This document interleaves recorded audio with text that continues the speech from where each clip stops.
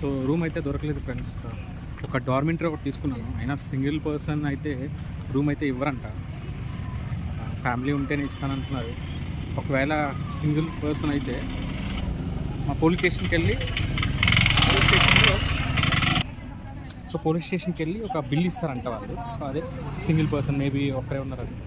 So అది గాన చూపించి హోటల్స్లో maybe there is a chance అన్నమాట ఆ రూమ్ ఇవ్వడానికి.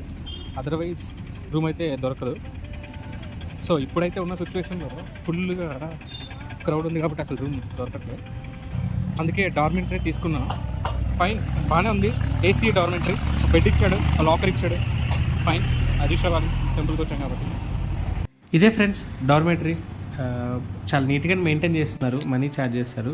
సో మొత్తం నీట్గా క్లీన్ చేస్తున్నారు. నేను బాత్రూమ్ కూడా చాలా బాగున్నాయి. సో నాకైతే నచ్చింది, అందుకే ఇక్కడ తీసుకున్నాను. Thank you so much for watching this video.